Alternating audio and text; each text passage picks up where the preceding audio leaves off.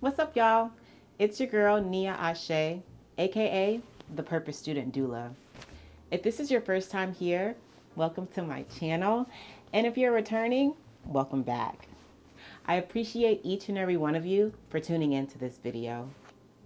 Now, I'm just going to get straight to the meat and potatoes of today's topic, and that, my friends, is what a doula is and isn't. If you've never given birth before, if you don't work directly in or adjacent to the medical field, or if you're not an aspiring doula yourself, this term could be a little foreign to you. Now, I know in my personal experience, whenever someone has asked me what a doula is, they either A, hold space for me to answer the question, or B, automatically assume that I'm going to be the one catching babies. Originating from the Greek language, the term doula translates to a woman who serves. The term was first used in 1966 by American anthropologist Dr. Dana Raphael. She used the term doula to describe labor companions. Fast forward to today, a doula is known to be a trained professional who offers continuous physical, emotional, and informational support to a person with a uterus. Physical, emotional, and informational support are the three pillars, aka scopes of practice, that make up this ancient and sacred role.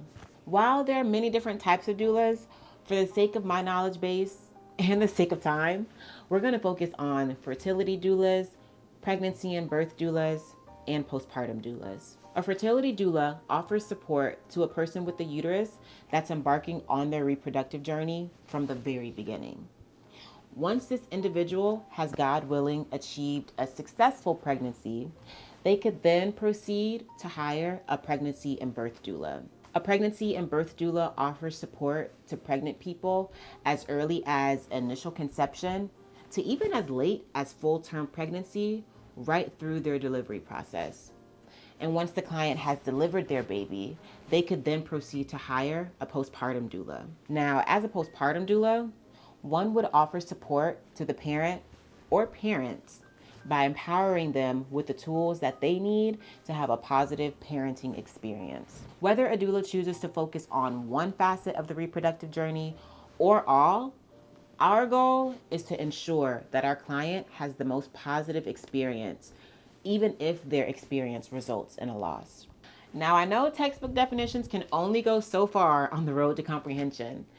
So let's take a more practical approach to really grasp what it is that we do. When it comes to offering physical support, this can look like attending fertility or prenatal appointments with the client, offering comfort measures during labor, and performing light housekeeping or cooking meals during the postpartum period. Because the reproductive journey can be a sensitive and emotional time for someone, the emotional support we offer, it can come in super clutch. This looks like offering reassurance and encouragement, holding space for your client to share their experiences, maintaining appropriate levels of acceptance and empathy, and also helping your client and their partner or partners, as applicable, work through insecurities and fears. Now, for me, one of the most impactful pillars of being a doula is the informational support. This can look like explaining the stages and phases of labor, facilitating informed consent by sharing evidence-based research, offering information on prenatal developmental milestones, and even assisting with creating a birth and or postpartum plan. Now, even though these are the three main pillars, and confirming what I learned during my doula training program, I discovered through evidence-based research the fourth pillar, advocacy support.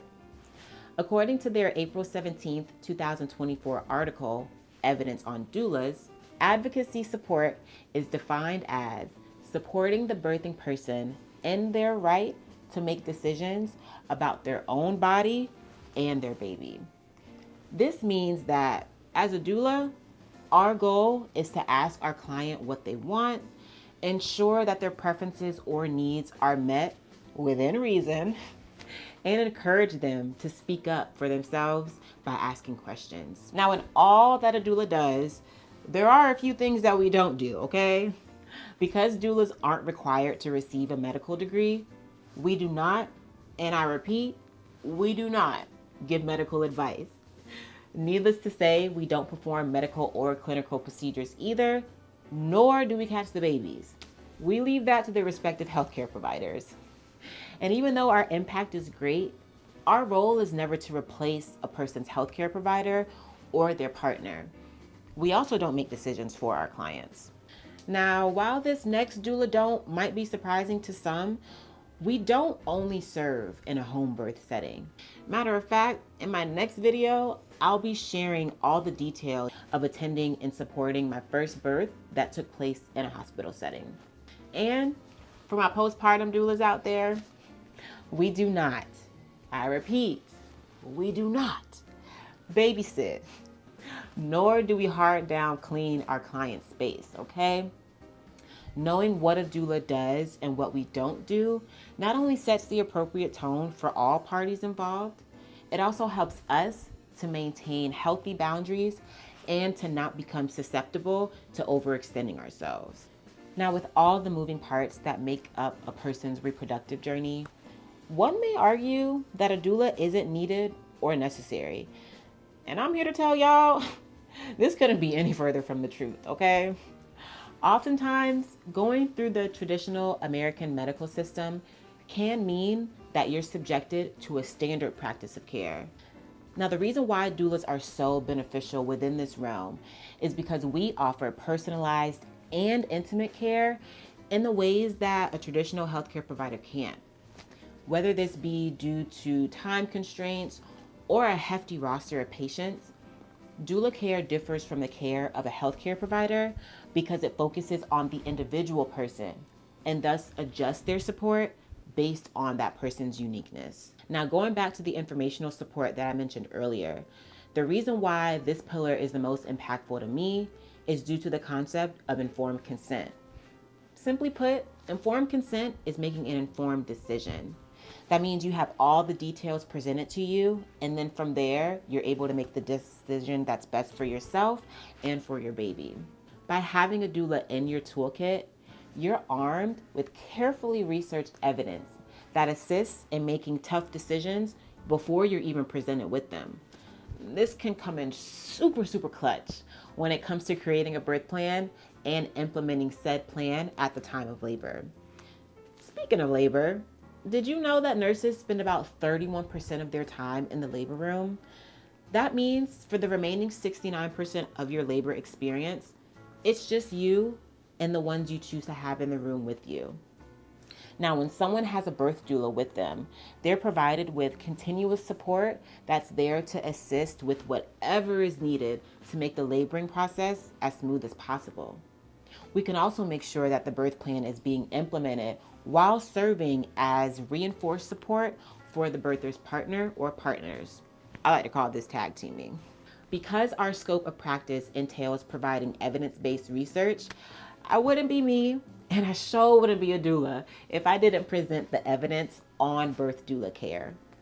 According to a 2017 Cochrane review on continuous support in childbirth, receiving this from a trained doula can lead to a 25% decrease in the risk of cesarean birth, an 8% increase in spontaneous vaginal birth, a 10% decrease in the use of medications for pain relief, shorter labors by 41 minutes on average, a 38% decrease in the risk of low APGAR scores for a newborn, and additionally, a 31% decrease in the risk of a negative birth experience.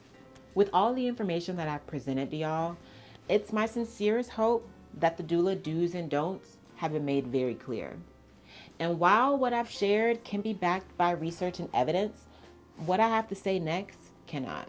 While doula care is powerful and regarded in its respective ways, it is not the end all be all. The beautiful part about being in this role is that we serve as a bridge between pregnant people plus their family and their healthcare providers. And this is because we are not Captain Save the Birthers.